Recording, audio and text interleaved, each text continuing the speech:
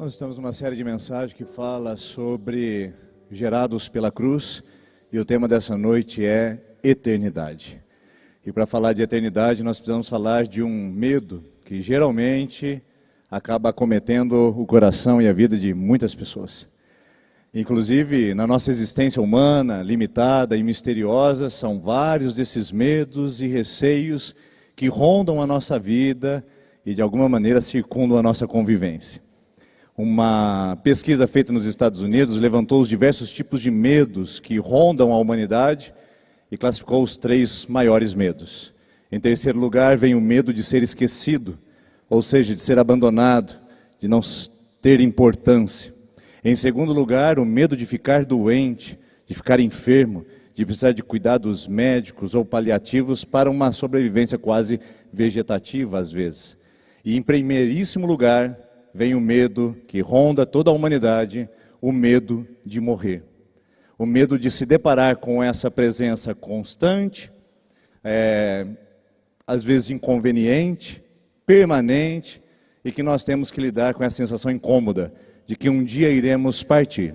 E tentamos de alguma maneira evitar essa realidade e encontramos algumas coisas para disfarçar até mesmo o confronto com ela.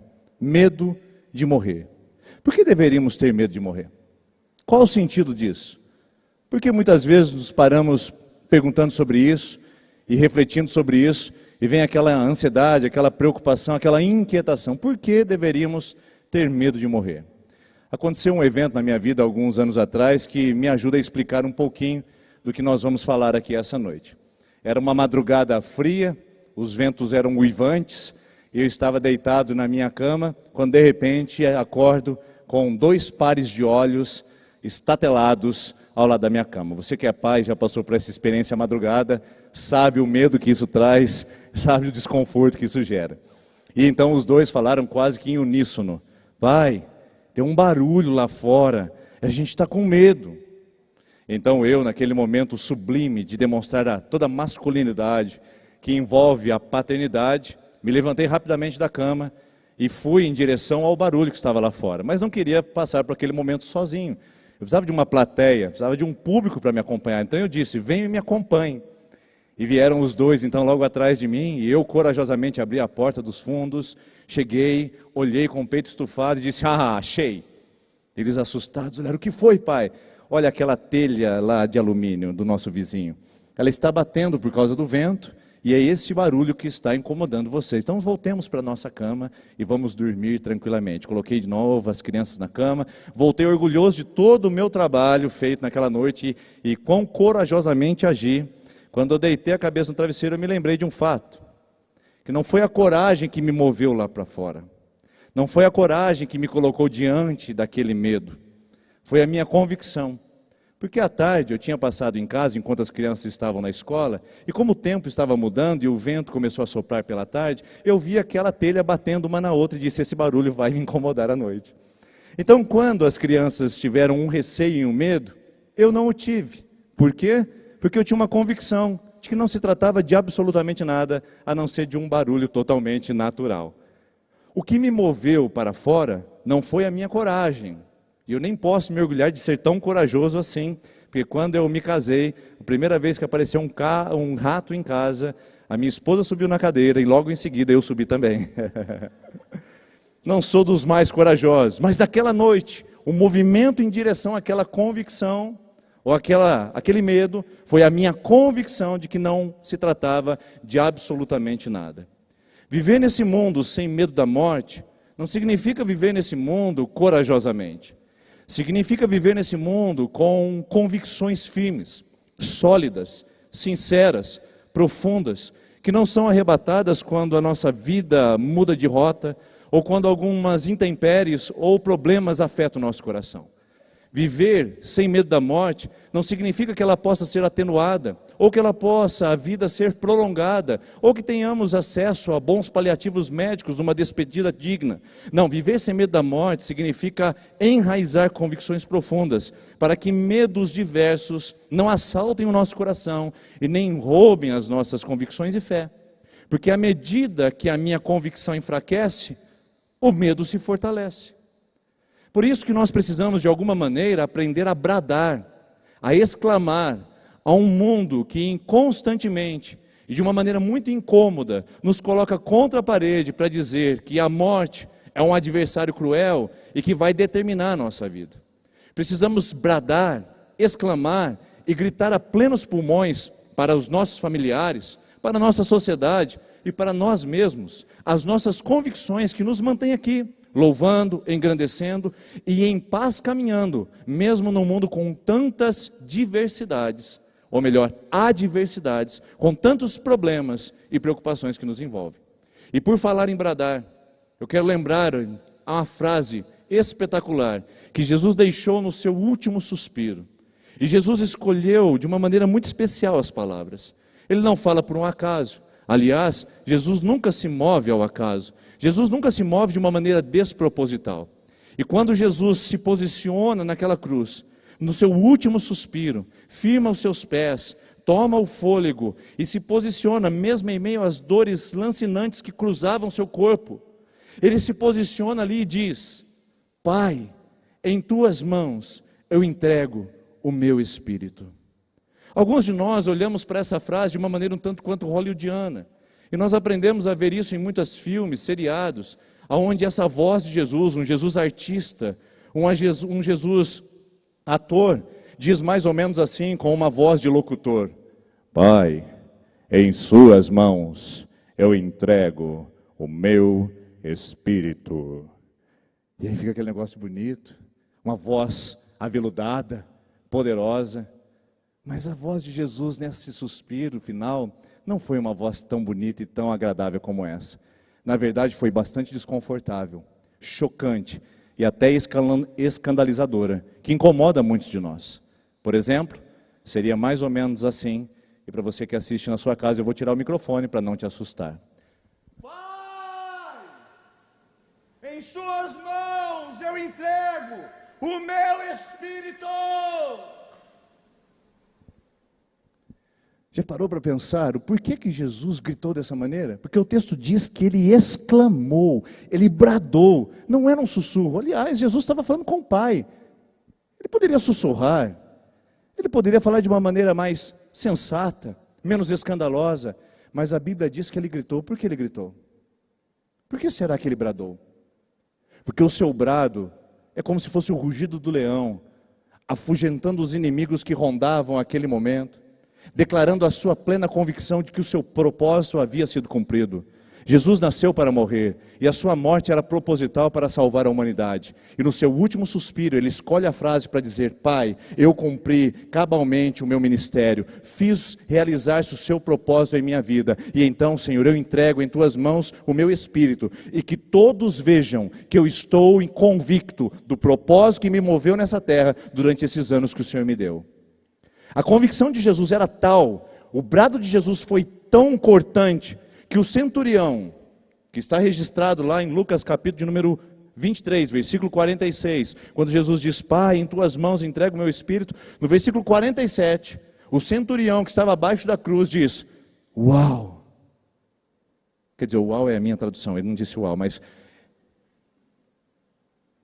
esse homem era um homem justo mesmo. Há uma convicção que se estabelece no coração daquele homem, baseado no brado de Jesus. No versículo 48, as multidões que tinham se reunido para ver a crucificação de Jesus, para assistir o espetáculo e a atrocidade do Império Romano com o justo e inocente, as multidões começaram a bater no peito e se afastar, dizendo: esse homem era justo.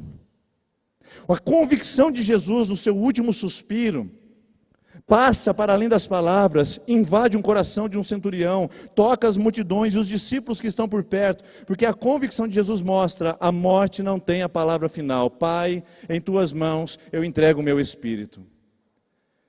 Irmãos, eu acredito que essas palavras de Jesus ensinam para mim algumas lições, para que eu possa passar por essa vida sabendo que existe um enfrentamento imediato, constante com a morte. O nosso enfrentamento com a morte não é relacionado a nossos anos prolongados. Nosso enfrentamento com a morte não é para quem tem cabelos mais brancos ou já estão mais avançados em seus dias terrenos. O enfrentamento à morte é diário, é constante, é contínuo, mas nós precisamos aprender a posicionar com convicção diante dessas experiências que vivemos. Por isso que o brado de Jesus me ensina a primeira lição: não tem medo da morte aquele que tem convicção da sua identidade. Eu vou repetir: não tem medo da morte aquele que tem convicção da sua identidade. Jesus grita: Pai. Por que Jesus escolhe essa palavra? Por que Jesus usa esse termo? A palavra pai, nos lábios de Jesus, é o termo hebraico Abba. Abba é a palavra mais inocente, mais simples, mais descomplicada, mais infantil possível, mas que gera uma profunda atração e intimidade. Uma criança que falava Abba, estava pedindo pelo rosto do seu pai. Uma criança que gritava Abba, estava pedindo pelo socorro do seu pai. Ela estava apelando ao seu senso de pertencimento. Ela estava apelando ao seu senso de identidade. Pai, eu preciso de você. O que Jesus está dizendo é que não tem medo da morte aqueles que são alicerçados na identidade em Cristo. Não tem medo da morte aqueles que são alicerçados na filiação junto ao Pai. Não é ser aliançado a uma denominação. Não é ser presbiteriano, assembleiano ou batista. Não é ser evangélico, protestante ou ortodoxo. É ser filho e filha de Deus. Não é o que eu faço, não é o que eu me tornei, não são os valores que eu tenho, nem os méritos que conquistei, muito menos as conquistas que obtive. É quem eu sou em Deus, é a quem eu pertenço. Por isso esse senso de identidade me traz a certeza e uma segurança de que eu não serei desamparado, porque eu tenho o meu Abba, eu tenho o meu Pai. Jesus diz na cruz, no momento de aflição, de dor, de sofrimento, Abba. E essa experiência de Jesus traz ao meu coração uma convicção de que eu posso passar por momentos hostis, cruéis, e enfrentar a sombra da morte, e ainda assim poderei contar com a presença do meu Abba, o meu Pai, que não me desampara, que não me deixa só, e que nem me deixa míngua nesse mundo.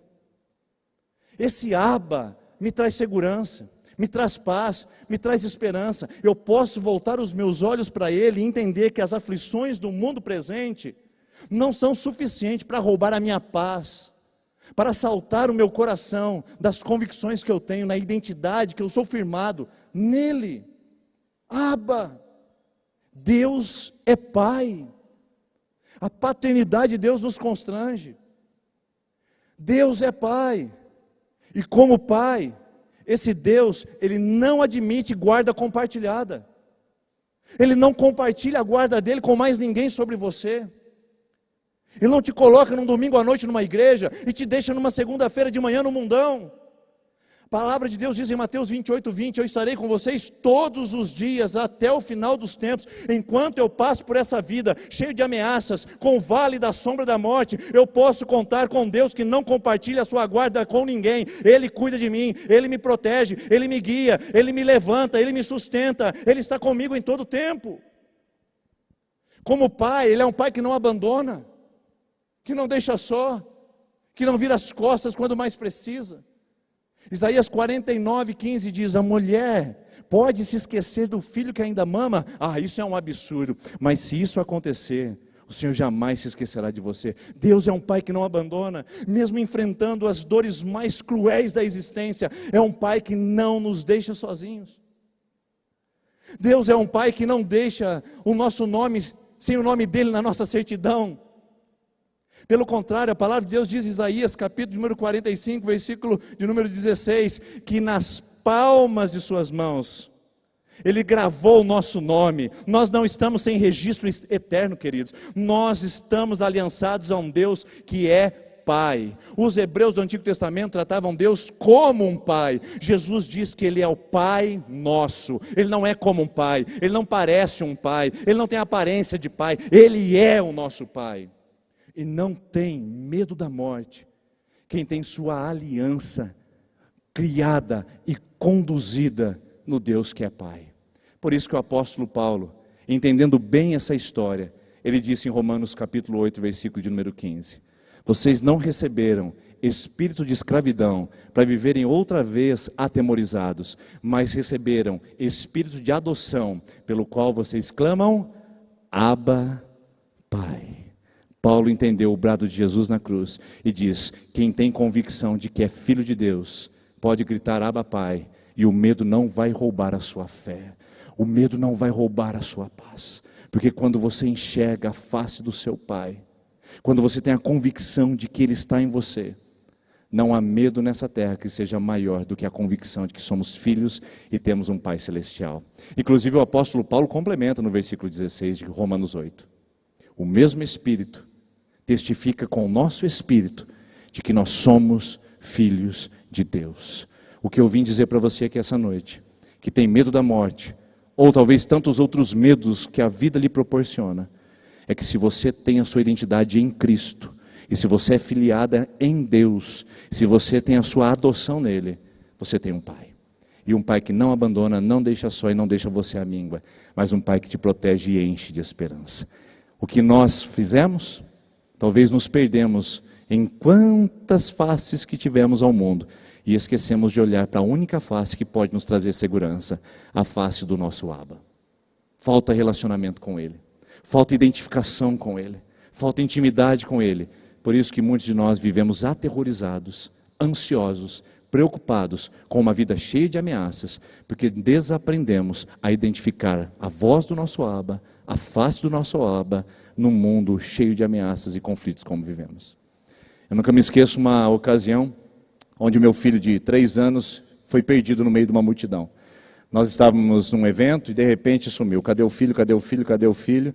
E eu saí correndo atrás dele. Aqueles segundos que pareciam uma eternidade, então, me fizeram olhar por entre algumas pernas e alguns corpos e vi um rostinho de uma criança já amedrontada, porque estava olhando de um lado e para o outro e já percebia o terror surgindo nos seus olhos. De repente, quando eu grito do lado de cada multidão, Heitor! Aqueles olhinhos procurando enxergam o meu rosto, e aquele medo, e aquele pavor, e aquela face aterrorizada é tomada por uma serenidade e uma paz imediata. Por quê? Porque ele viu que no meio daquela multidão, daquela variedade de faces, havia uma face que ele identificava, e essa face lhe dava paz, lhe dava segurança, porque era o seu Pai, o seu Abba. Meu irmão, minha irmã, talvez você esteja muito preocupado. Talvez a morte seja uma ameaça constante em sua vida e às vezes insuportável, porque você desaprendeu a enxergar a face do Abba. Talvez você tenha colocado os seus olhos e mirado os seus olhos em muitas faces que tentam promover segurança, mas como aquele dia do meu filho Heitor, nenhum rosto lhe era familiar, só a face do seu Pai. E assim para você e para mim, nesse mundo nós podemos olhar para muitos rostos, podemos tentar identificar muitas faces, e nessa variedade de feições, só tem uma que nos traz paz: a face do nosso Deus, a voz do nosso Deus, o rosto do nosso Criador. Nele não temos medo, porque não tem medo quem está convicto da sua identidade. Em segundo lugar, a palavra de Jesus diz: em tuas mãos eu entrego. Não tem medo quem tem convicção da sua segurança. Jesus sabia para quem estava entregando e a quem estava depositando toda a sua confiança. Pai, em tuas mãos. Queridos, nós somos a primeira ou a segunda geração que tem que conviver com um sentido social e cultural dos mais desafiadores que a humanidade já teve. Pela primeira vez na história humana, o ser humano se tornou a medida de si mesmo. Como disse o filósofo Michel Foucault a respeito desse mundo que vivemos, o homo economicus, baseado no sistema que nós vivemos e percebemos hoje, ele diz o seguinte: o homem se tornou empresário de si mesmo. O que ele quer dizer com isso? É que na sociedade que vivemos hoje, você é o responsável por todo o bem e todo o mal que lhe acomete. Você é o único responsável pelo fracasso que você vive, ou pela conquista que você tem. Não existe nada fora de você. Ou seja, é um mergulho para dentro, é uma ancoragem autossuficiente em mim mesmo. E é muito, mas é muito difícil viver assim. Porque às vezes nós nos sentimos naufragando no mar, jogando âncoras num mar profundo, onde não alcançamos o solo, o leito. para poder firmar, porque é difícil encontrar um padrão para nós mesmos. Sermos a medida de todas as coisas, encontrar segurança em mim mesmo. Então eu tento encontrar segurança nas minhas conquistas, na minha carreira, na minha distinção, no meu currículo, na minha formação, nos títulos que vou receber no decorrer da minha vida. Tento encontrar segurança na família que possuo, no bairro que eu moro.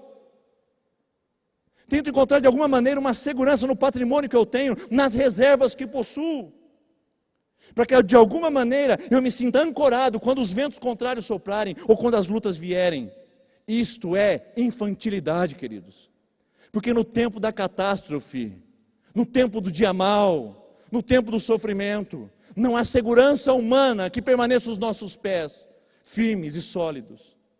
A pandemia provou isso para você. A pandemia provou isso para mim. Estávamos tão seguros de nós mesmos. Desde 11 de setembro de 2001, que a humanidade passou por uma das maiores crises existenciais, nós viemos de um otimismo antropológico, achando que o ser humano estava melhorando à medida de si mesmo.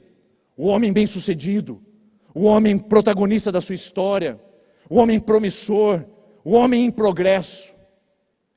Quando de repente chegou uma pandemia de proporções devastadoras e nos lembrou que não há distinção que nos sustente em dia da calamidade, não há segurança humana, não há segurança relacional, financeira, social, governamental, que possa proteger-nos em dias de angústia e de sofrimento. O que tinha alta distinção e o que não tinha, também estava na fila da UTI esperando por um fôlego de sobrevivência. E talvez agora, nesses tempos pós-pandêmicos, estejamos nos esquecendo de onde viemos e quem somos. Talvez estejamos esquecendo da nossa natureza limitada e querendo colocar de novo a segurança em nossas conquistas, em nossos méritos, em nossos feitos. Jesus disse: Pai, em tuas mãos eu entrego o meu espírito.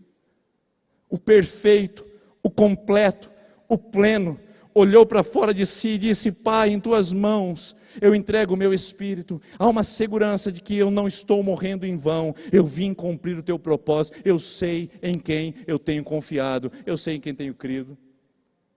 Se Jesus fez um mergulho para fora para dizer Pai, quem somos nós para fazer um mergulho para dentro e dizer eu faço, eu posso? É por isso que estamos tão amedrontados, tão inseguros, porque a nossa segurança em nós mesmos, irmãos, é vazia, é uma vã glória, é uma glória vã, vazia, vácua, que não serve para nada a não ser prorrogar e dar um suspiro de esperança, quando na verdade se limita a pequenos espaços de alegria, estabilidade, até o próximo governo subir ao poder, até a próxima guerra estourar, até a próxima pandemia chegar. Não há nada que seja mais seguro do que estar nas mãos do meu Abba. Nenhuma segurança nesse mundo, seja com a pessoa que você casou, com a família que você estabeleceu, a carreira que você encontrou, as finanças que você desenvolveu. Não existe nenhuma segurança mais permanente, mais sólida, nenhuma âncora para a nossa alma mais firme do que estar nas mãos do nosso Abba. Pai, em tuas mãos eu entrego o meu espírito. Parece que o apóstolo Paulo aprendeu bem sobre isso. Escrevendo a Timóteo, na segunda carta, capítulo 1, versículo 12, ele diz assim: porque eu sei em quem tenho crido, e sei que é poderoso para guardar o meu depósito até aquele dia. Paulo fala, eu sei em quem tenho crido, e ele está guardando, porque está em suas mãos. Minha irmã, meu irmão, você está olhando para o lugar certo, você está depositando sua vida nas mãos corretas, porque se não estiver nas mãos do meu Criador, é muito vulnerável essa vida. Essa vida é muito insegura. Eu tenho uma frase que eu carrego no meu coração e gostaria de compartilhar com você.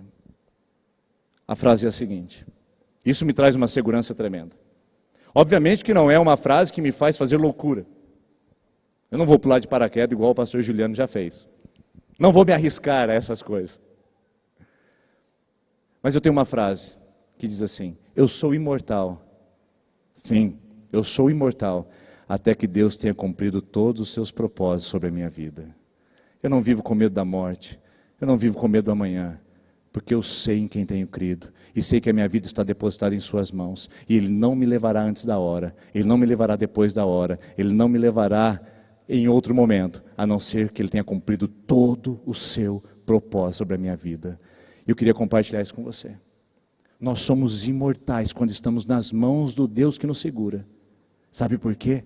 Ninguém nos matará antes da hora.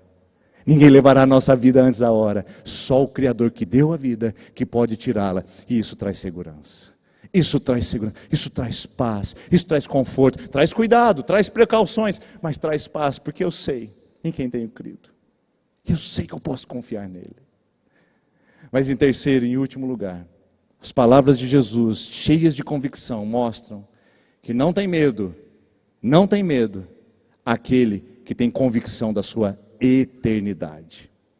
Quem tem convicção sobre a eternidade também não tem medo. Jesus diz: Pai, identidade, em tuas mãos, segurança. Eu entrego o meu espírito, significa a eternidade, não acaba ali. Você lembra alguma coisa quando Jesus fala meu espírito? Eclesiastes capítulo número 12, versículo de número 7 diz: E o pó volte à terra como era, e o espírito volte a Deus que o deu. E o pó volte à terra como era. Talvez nós tenhamos nos esquecido do senso de eternidade, porque calcamos os nossos pés demais numa temporalidade terrena. Muitos de nós acreditamos que somos seres terrenos, aguardando pela eternidade, quando na verdade a Bíblia toda, de Gênesis a Apocalipse, diz que nós somos seres eternos, vivendo um breve período temporal, terrenal. Isso muda a nossa convicção. Você não é um ser terreno esperando a eternidade, você é um ser eterno, vivendo um período terreno. E se vivêssemos assim, irmãos? E se pensássemos assim? E se lembrássemos que somos pó e ao pó tornaremos, e que há uma eternidade toda nos aguardando, talvez nos desperíamos de nossa arrogância, da nossa vaidade, do nosso eu faço, eu consigo, meu hoje, porque muitos de nós estamos perdendo o senso da eternidade, movidos apenas por aquilo que é passageiro, aquilo que é momentâneo. Quantos de nós estamos com os valores invertidos, baseando o melhor do nosso tempo, o melhor dos nossos recursos, as melhores das nossas energias, naquilo que é passageiro e não no que é eterno? Paulo disse na segunda carta aos Coríntios, capítulo 4, atentando, irmãos, para as coisas que não se veem, porque as que não se veem são eternas, mas as que se veem são terrenas, são provisórias. Por isso que a gente tem tanto medo, porque a gente quer fazer tudo nessa vida, porque a gente muitas vezes acha que não tem algo do lado de lá. Há um ateísmo cristão enraizado na nossa alma, que prega sobre o céu, que canta sobre o céu, que fala sobre o céu, mas que não quer o céu, não ama o céu, não se move pela eternidade, se move pelo aqui, pelo agora, e esquece o ali e o porvir. Quantos de nós estamos com a vida tomada pelo terrenal, irmãos? Tomada pelo terrenal. Eu preciso lembrar que essa vida é pó, ela passa, e o pó volte à terra como era. A maior parte da nossa história não está do lado de cá, está do lado de lá dos portões eternos. E às vezes nós gastamos os melhores dias e os melhores recursos que temos para fazer do lado de cá, tão pequeno, tão fútil, tão superficial, e deixamos de lançar os materiais para a eternidade. Somos pó, e precisamos lembrar da nossa origem, da nossa condição, para que o senso de eternidade não vá embora do nosso coração, irmãos. Nós precisamos ser movidos pela eternidade, tomados pela eternidade, conduzidos pela eternidade, com a sensação de que eu sou pó. Só que muitos de nós somos um pó mais elaborado, somos um pó mais rico, um pó mais poderoso, um pó mais distinto, um pó mais saudável, um pó mais influente. Mas eu quero lembrar você que essa noite, que ainda assim a nossa natureza é pó. O padre Antônio Vieira pregou em 1672, numa quarta-feira de cinzas, para a sua comunidade, dizendo: nós somos pó, alguns são pó levantado, outros já estão pó caído. Se alguns são pó levantados, foram levantados talvez também pela fortuna. Vem o vento da fortuna e levanta o pó. Vem o vento da beleza e levanta o pó. Mas não se esqueça, pó levantado, de que um dia você será pó caído. E o pó volte à terra como era, irmãos. Talvez com a fortuna, com o dinheiro e com as possibilidades que você tem, com a inteligência, com o corpo esbelto e com a beleza estética, você seja um pó mais bonito, mais rico, mais distinto, mas ainda assim é pó. E todos nós estamos na mesma condição e sofrendo com a mesma natureza, aguardando a manifestação de Deus. Maranata, vem Senhor Jesus, porque o que se passa nessa terra não se compara com a glória que há de ser revelada. Somos pó. Esses dias fui fazer uma visita, e algumas das visitas que eu tenho feito têm mexido com o meu coração de uma maneira especial, mas essa, de uma maneira singular. 2 excepcionais dentro da mesma casa com uma mãe viúva. Ela cuidando daqueles filhos com tanto carinho, com tanta disposição. E eu saí daquela visita impactado. Um tinha mais de 40 anos já, e o outro estava chegando aos 40. E eu fiquei olhando para a limitação daquelas crianças que agora já eram adultos, mas que tinham comportamentos tão infantis e tão limitados. Eu disse: Senhor, que limitação. Mas olhando para aquelas crianças, eu disse: mas um dia o Senhor virá, e lá na eternidade eles não terão essas excepcionalidades, não terão essas necessidades. Lá na eternidade ela correrá e falará de uma maneira totalmente maravilhosa e adorará o Senhor. E ele terá condições cognitivas de poder te adorar por toda a eternidade. Senhor, vai ser maravilhoso, porque eles serão libertados de suas necessidades especiais. Fui embora de casa, daquela visita, com essa sensação de esperança, porque um dia, aqueles portadores de necessidades especiais teriam uma glória para poder viver na presença de Deus eternamente, sem nenhum tipo de limitação. Qual foi a minha surpresa quando o Espírito Santo falou para mim que eu não era melhor do que eles? De que eu também sou PNE. Porque eu sou um pó levantado, com um pouco mais de saúde, eu digo que eu não preciso ir agora?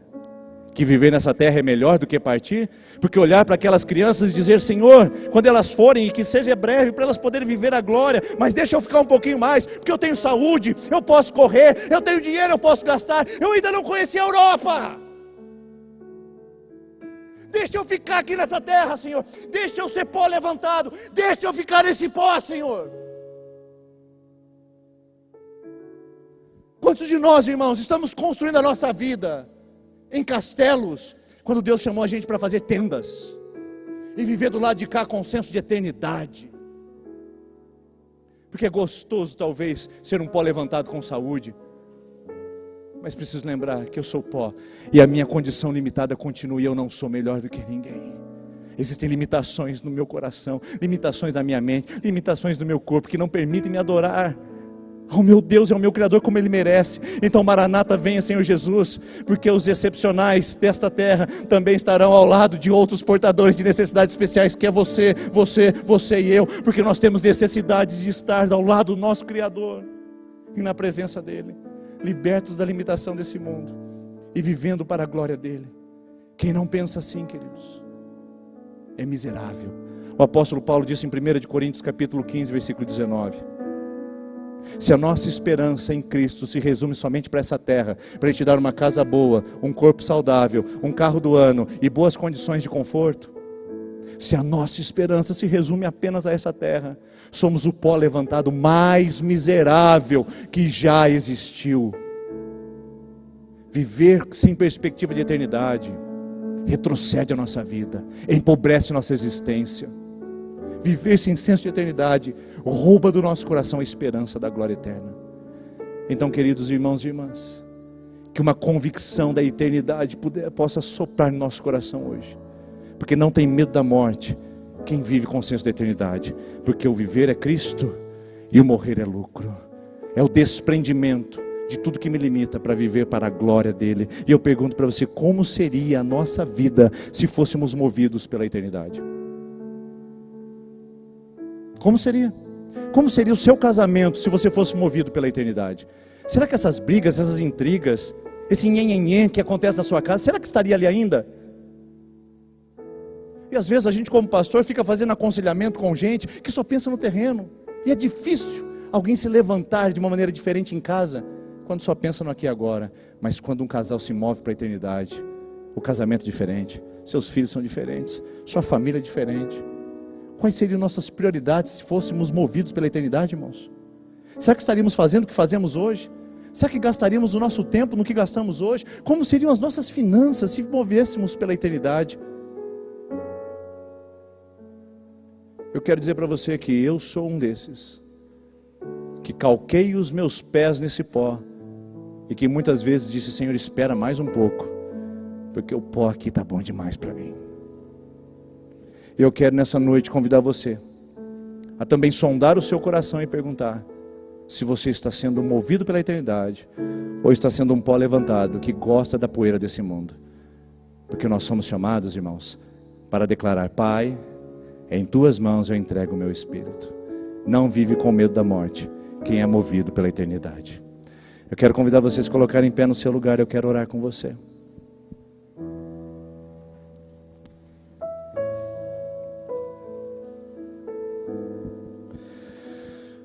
Queria que você fechasse seus olhos enquanto o Ministério de Louvor vem aqui para nós fazermos o encerramento dessa noite. Eu queria perguntar para você se lhe falta convicção.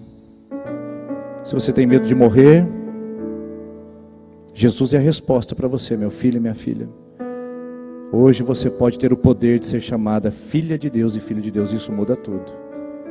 Se você tem medo dessa vida, das coisas que podem acontecer, existe uma segurança nas mãos daquele que te fez e te formou, e nada acometerá a sua vida, senão a vontade dele.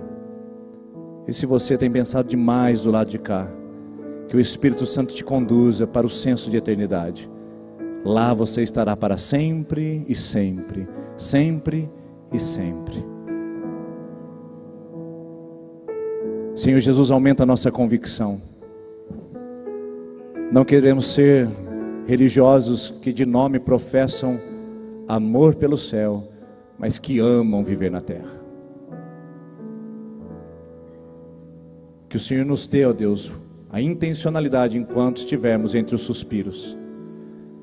Quando inspiramos pela primeira vez e a última vez que formos expirar, que haja propósito em nosso coração e que sejamos movidos pelo senso de eternidade, para não se perder em tantas faces desse mundo, tantas propostas e projetos. Que essa igreja, que esse povo, que o meu coração, todos nós, sejamos conduzidos ao Senhor, naquele propósito entre os dois suspiros, quando nascemos e quando morrermos, que haja paz, porque estamos convictos de quem somos, em quem confiamos e para onde vamos, em nome de Jesus.